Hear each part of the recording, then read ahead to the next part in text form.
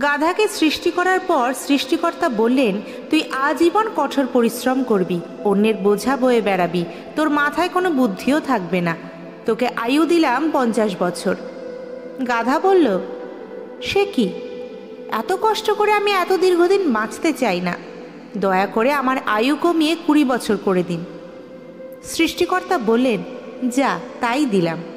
কুকুরকে বললেন, তুই হবি মানুষের সবচেয়ে বিশ্বস্ত বন্ধু, কিন্তু মানুষের উচ্ছিষ্ট খেয়ে বেঁচে থাকবি, তোর আয়ু হবে 30 বছর। শুনে কুকুর বলল, দয়া করে ওটা কমিয়ে 15 করান, এতদিন আমি বাঁচতে চাই না। এইবারও তিনি রাজি হয়ে গেলেন। এরপর উনি বানরকে বললেন, হে বানর, তোর একমাত্র কাজ হবে লাফিয়ে লাফিয়ে এক গাছ থেকে আরেক গাছে যাওয়া আর তামাশা দেখিয়ে মানুষকে বিনোদন দেওয়া। তোর আয়ু দিলাম 20 বছর। সে আবেগে কেঁদে বলল, দেবেনি যখন 10 বছর দিন, এত বড় জীবন নিয়ে আমি কি করব। এবার মানুষকে বলল, তুমি হবে সৃষ্টির শ্রেষ্ঠ জীব, সবচেয়ে জ্ঞানী এবং বিচক্ষণ, তোমার আয়ু হবে 20 বছর।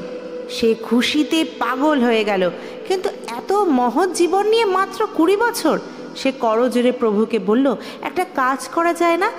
আপনি আমাকে গাধার ফেরত দেওয়া 30 বছর, কুকুরের 15 বছর, বানরের 10 বছর দিয়ে দিন। সৃষ্টিকর্তা বললেন, নিজের ভালো পাগলেও বোঝে, তুই বুঝলি না, যা, তাই দিলাম।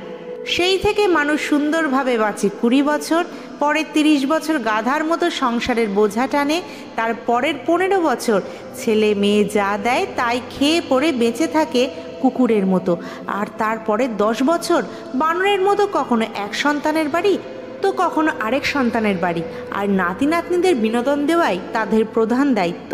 রাধে রাধে, জয় শ্রীকৃষ্ণ।